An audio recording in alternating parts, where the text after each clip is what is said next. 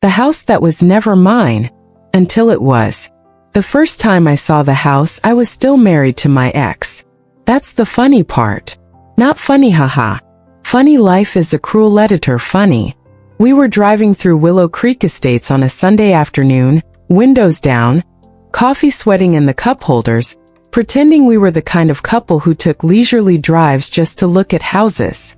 That's what Ethan liked to call it. Looking. As if wanting something badly enough didn't already mean you were halfway to heartbreak. There, he said, slowing the car. That one. The house sat back from the road like it knew it was better than the rest of us. White clapboard siding, black shutters, a wide front porch that practically begged for rocking chairs and secrets. Mature oaks framed the driveway, the kind that made you think the house had been there long before you, and would be there long after. That's your dream house? I asked, half smiling. No, he corrected. Our dream house. I should have known right then that it wasn't. Ethan talked about that house for years. Not casually, reverently. He knew the square footage, the school district, the original builder. He told everyone who would listen that one day he'd live there. That it was the house he imagined growing old in. What he didn't imagine, what he never once planned for, was growing old without me. Our marriage ended the way most modern American marriages do. Not with a bang, but with notifications. A late-night phone buzz. A name that wasn't mine. A silence that stretched longer than any argument ever had. Her name was Claire. She was younger. Of course she was. She worked in marketing. Of course she did. She laughed in photos like nothing had ever cost her anything. And when Ethan left, he didn't even have the decency to pretend it wasn't for her. I just want to be happy, he said, standing in the kitchen we'd remodeled together. Boxes already stacked by the door. I nodded. I even helped him tape the last one shut. That was 3 years ago. By the time I heard about the engagement, I'd rebuilt my life brick by brick. New job. New apartment, new routines, therapy, Pilates, the whole strong woman starter pack. So when my friend Megan called me breathless one night and said, "Guess who just got engaged?" I already knew. "What's her ring like?" I asked calmly. "Big," she said. "And guess what else?" I closed my eyes. "They're buying a house." I felt the smallest flicker of interest. "Which one?" There was a pause. Then Megan said very softly, "The house." I laughed. I couldn't help it. It burst out of me, sharp and surprised. "No," I said. "They can't afford it." "That's what I said," Megan replied. "But Ethan's been telling people he's this close. They're even calling it their forever home." That night I pulled up the listing. The price had gone up since the last time we'd driven past it. Of course it had. Everything worth wanting always does. I stared at the photos longer than I should have. The kitchen, the porch, the upstairs window Ethan once said would be perfect for a nursery. A thought slid into my mind, not loud, not dramatic, just steady. What if I bought it? I didn't sleep much that night. By morning the idea had roots. I ran the numbers.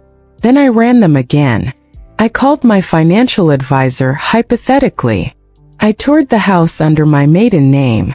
The realtor handed me a brochure and said, "You seem familiar with this place." "I've been imagining it for a long time," I said. That part wasn't a lie. 2 weeks later I made an offer. A clean one. Full asking price. No contingencies. The seller accepted within hours. I signed the papers on a Thursday. On Friday, Ethan posted an engagement photo on Instagram. Claire's hand was on his chest. The caption read, "Forever starts now." I smiled. On Saturday, I mailed them an envelope. Inside was a single card, cream-colored, embossed. "Congratulations on your wedding. I bought you a house." The address was printed beneath. Their dream house. Mine. When the gift was opened, I didn't hear about their reaction right away. That was intentional. I'd learned the hard way that waiting is a kind of power. Silence gives other people room to unravel without you lifting a finger. The card arrived on a Monday morning. I knew because I paid extra for tracking, not because I was obsessive, but because I liked precision. According to the confirmation email, it was delivered at 9:42 a.m. I imagined Claire opening it first. She seemed like the type who opened mail with ceremony, smoothing envelopes with manicured fingers, reading everything twice.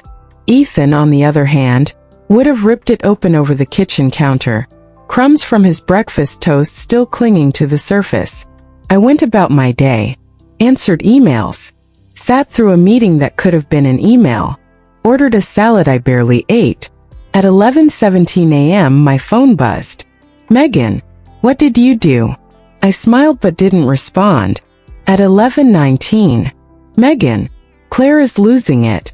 Still I waited. At 11:31 Ethan called. I watched the phone ring itself into silence. 10 minutes later a text appeared. "Ethan, this isn't funny. Call me." I placed the phone face down and finished my coffee. When I finally answered 2 hours later, I did it calmly, like someone returning a call about a misplaced package. "What's going on?" I asked. There was chaos on the other end of the line. Not yelling exactly. More like pressure escaping too fast from a shaken bottle. "You bought the house," Ethan said. "Yes. You can't just, why would you, what is wrong with you?" I leaned back in my chair. "I sent a card." "You sent a threat." That made me laugh. "A soft one. Genuine." "If I wanted to threaten you," I said, "you wouldn't be guessing." Silence. Then Claire's voice cut in sharp, brittle. "Put her on speaker." Ethan hesitated. That told me everything. "Hi, Claire," I said pleasantly. "Congratulations." "How dare you," she snapped. "That house was ours." "No," I corrected gently. "It was listed. Now it's sold. You did this to humiliate us."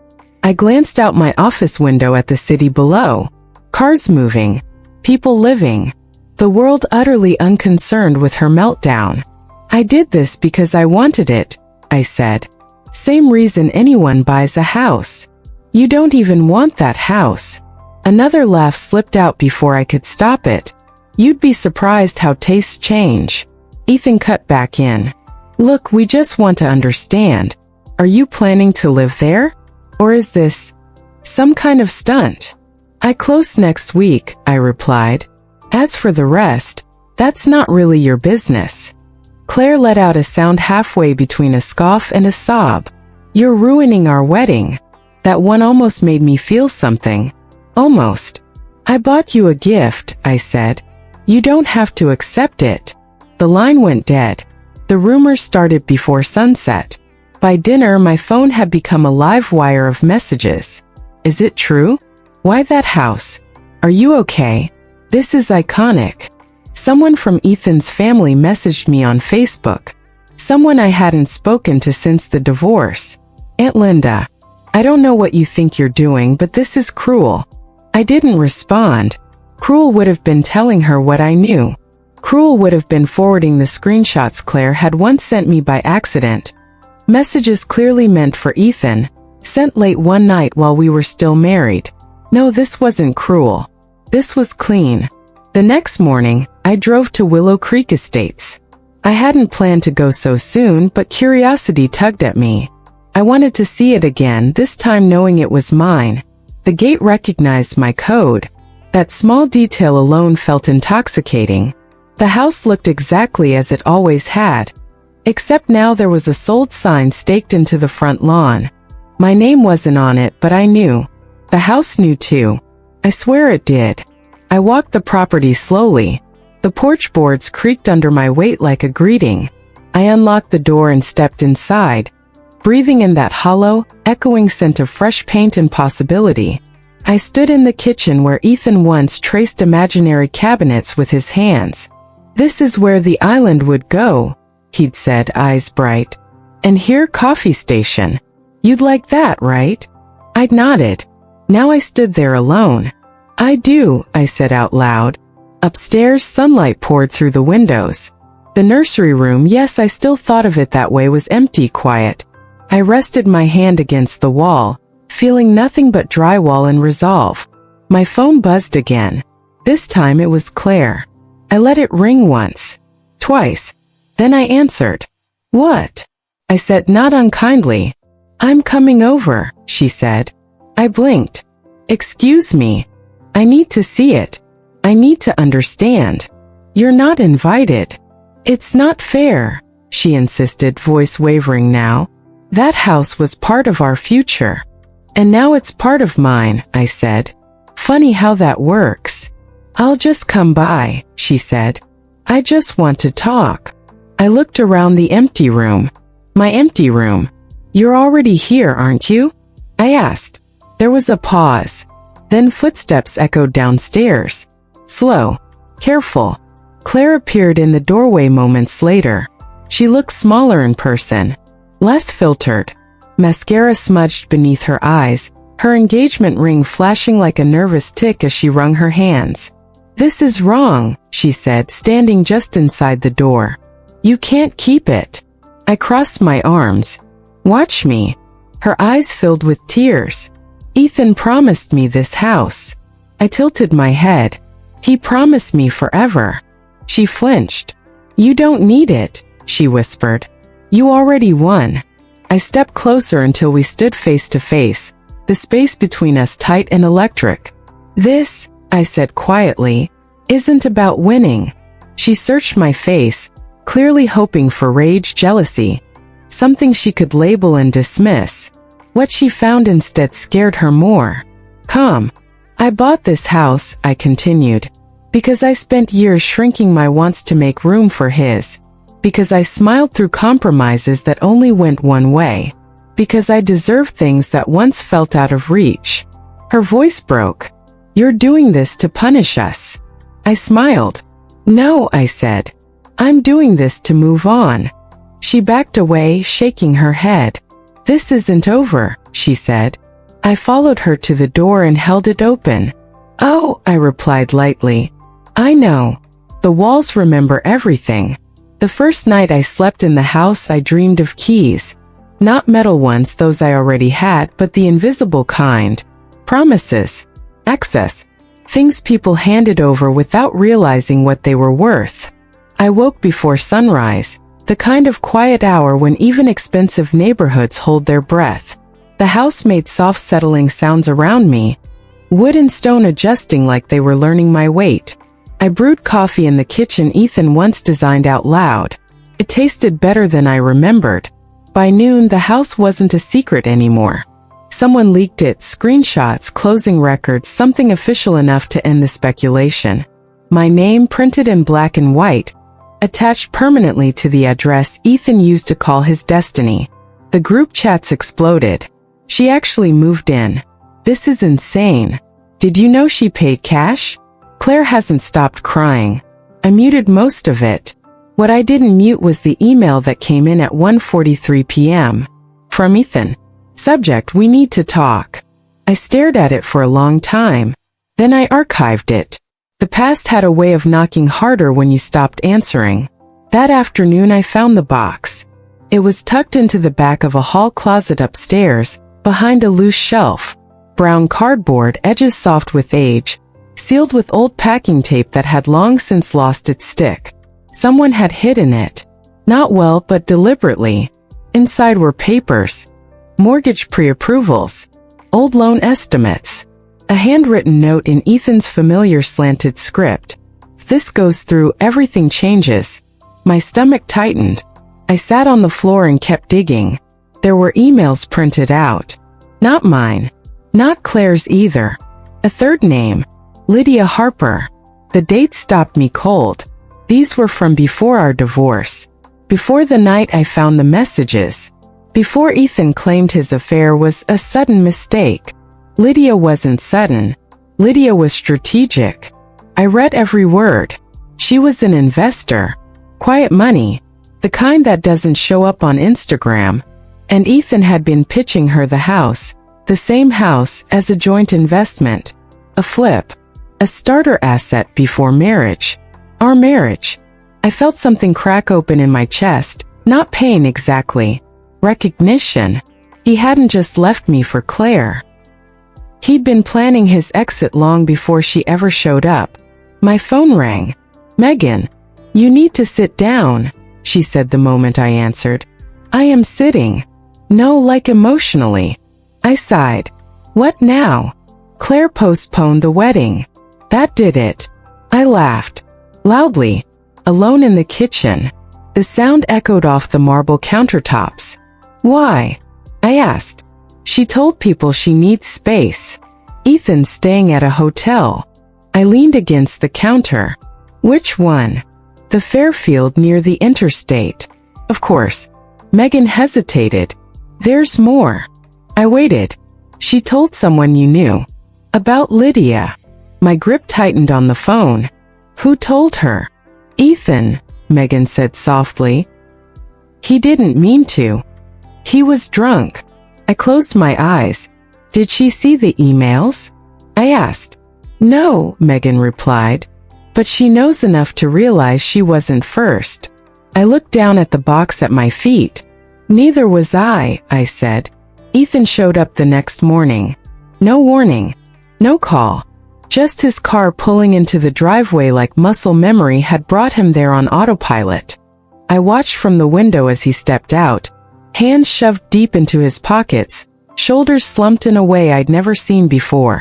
I didn't open the door right away. I let him knock. When I finally did, I stayed in the doorway, blocking the view inside. "You can't just show up," I said. He looked past me anyway. "You moved the furniture." "Yes," I replied. "That's usually what people do when they move in." He flinched. "Can we talk?" he asked. "Please." I stepped aside just enough to let him in, then closed the door behind us. He stood in the living room, eyes darting around like he was afraid the house might reject him. "She knows," he said quietly. "About Lydia?" I asked. His face crumpled. "About everything." I crossed my arms. "That's not true." He looked up sharply. "She doesn't know," I continued, "about the investment pitch, or the contingency plans, or how long you were preparing to leave." His mouth opened, closed. I walked past him, grabbed the box, and set it on the coffee table between us. "What's this?" he asked, though his voice already knew. "You tell me." He sank onto the couch, hands trembling as he lifted the lid. Each document landed like a confession. "I was trying to be smart," he said weakly. "Secure. You were trying to have options," I corrected. He swallowed. "Claire thinks you're doing this to get back at her." I laughed again, softer this time. Sadder. "Claire thinks she replaced me," I said. "She didn't." He looked up, eyes red. "Then why buy the house?" I met his gaze. "Because it turns out," I said, "I was the only one who ever truly wanted it." Silence stretched. "I lost everything," he whispered. I tilted my head. "No. You traded." He stood abruptly. "I can fix this." I shook my head. "You can't fix things you already sold." He stared at me like he was seeing me for the first time. "You're not angry," he said. "No," I replied. "I'm free." He left without another word. That night I found a note slipped under the door. From Claire. I didn't know. He told me you were bitter. That you couldn't let go. I'm starting to think he was talking about himself. I folded the paper and placed it in the box.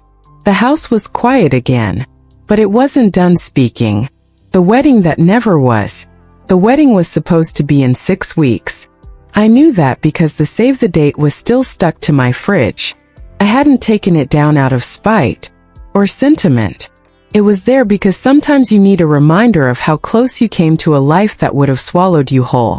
The first cancellation happened quietly. The venue posted an unexpected opening on their website. A friend of a friend mentioned it in passing, like gossip you pretend not to enjoy. By Friday it wasn't quiet anymore. Claire deleted the engagement photos. All of them. Her Instagram went from curated joy to blank space in under an hour. Ethan's followed soon after, private account, profile picture gone, digital witness protection. Megan sent me screenshots like breaking news alerts.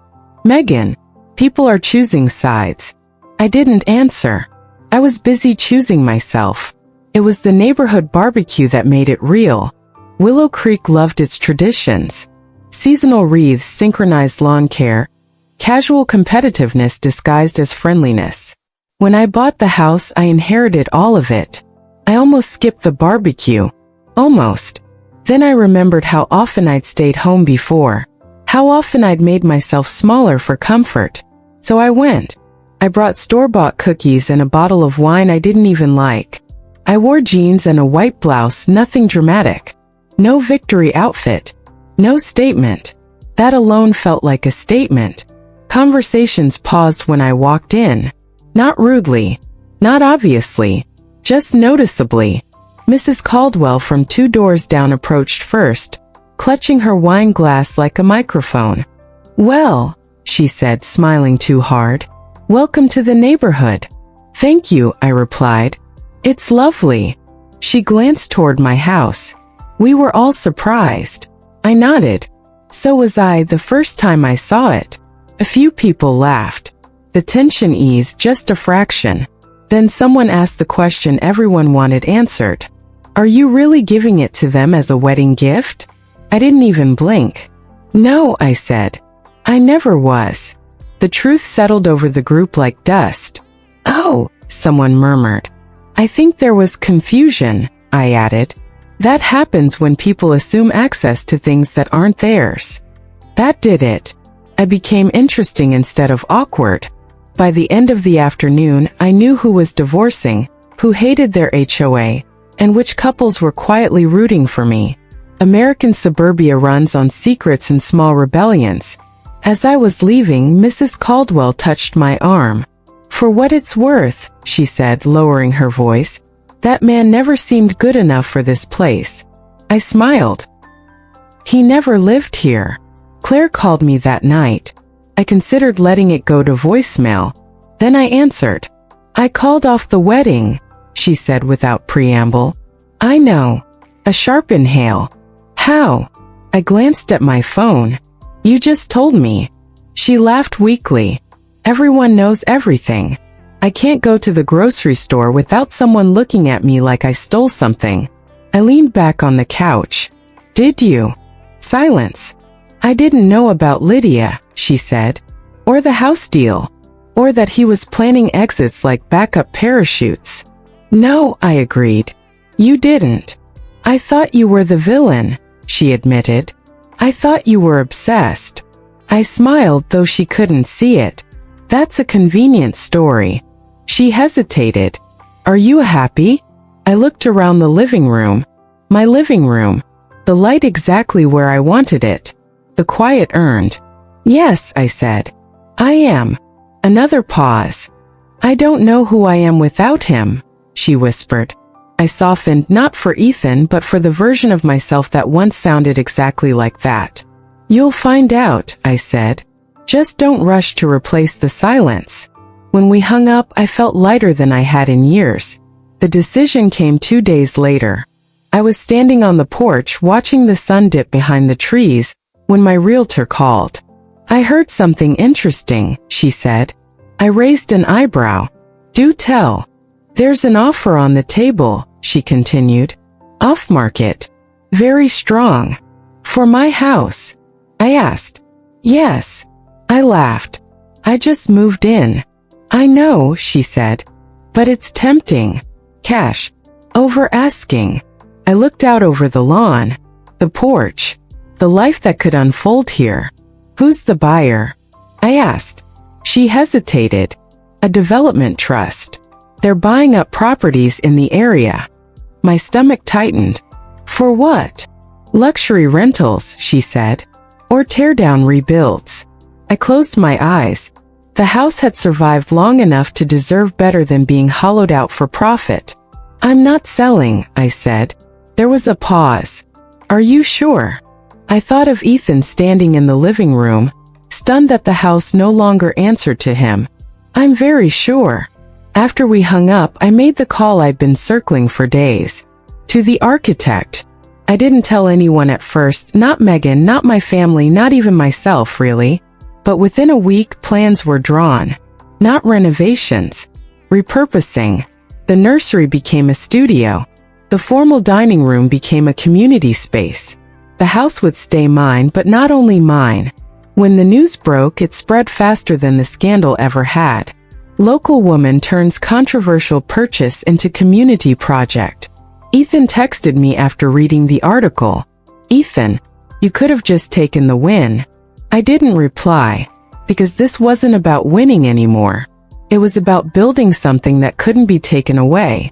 On the morning the construction began, I stood in the driveway with coffee in hand, watching workers unload tools.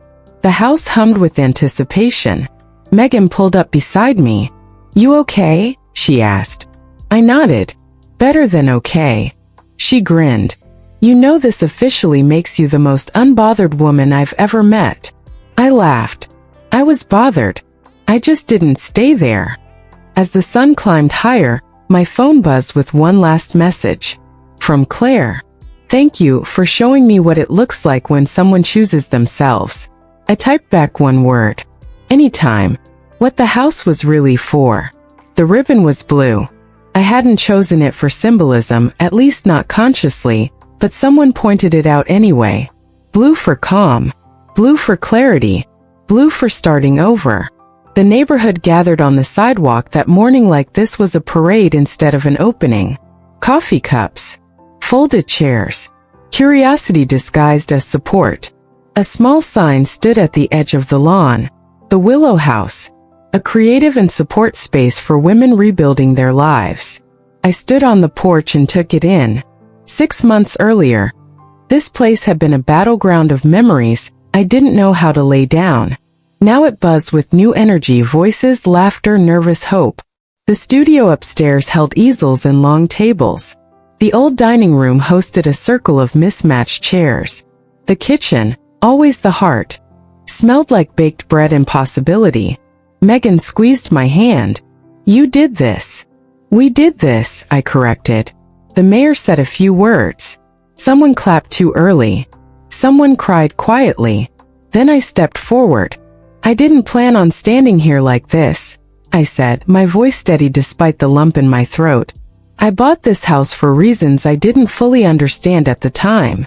I thought it was about closure, or control, or proving something."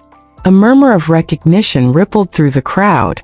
"But it turns out," I continued, "this house was never meant to be a prize. It was meant to be a place." I cut the ribbon. Applause rose warm and full. The house exhaled. He came later. I knew he would. Ethan stood at the end of the driveway as the crowd thinned, hands empty, posture unsure. He looked older, smaller, like someone who'd finally run out of versions of himself to try on. I didn't approach him. He came to me. "I read the plaque," he said, nodding toward the sign. "Your name's not on it." "No," I replied. "It doesn't need to be." He swallowed. "I'm sorry." I believed him, but I didn't need it. "I know," I said. He hesitated. "I never meant to hurt you." I smiled softly. "Intent doesn't cancel impact." He nodded, eyes glassy. "I guess I thought the house would fix things." I glanced back at the porch, where women laughed around a table covered in paint and notebooks. "Houses don't fix people," I said. "They just hold what we bring into them." He looked at the building like it was a stranger. "I don't belong here anymore," he said. "No," I agreed. "You don't." And that was okay. He left without looking back. Later that afternoon, Claire arrived. She didn't announce herself. Just stepped inside, tentative but curious. "I wasn't sure I should come," she said. "You're allowed," I replied. She walked through the room slowly, taking it all in. "This was supposed to be my beginning," she said quietly. "It still can be," I told her. "Just not here." She nodded. "I started therapy." I smiled. "Good." She glanced at me. "You really moved on." I thought about that. I didn't move on, I said. I moved forward. Before she left, she touched the doorframe. It's beautiful, she said. Yes, I agreed. It is. That night, when the house was finally quiet again, I sat alone on the porch. The stars were sharp and bright.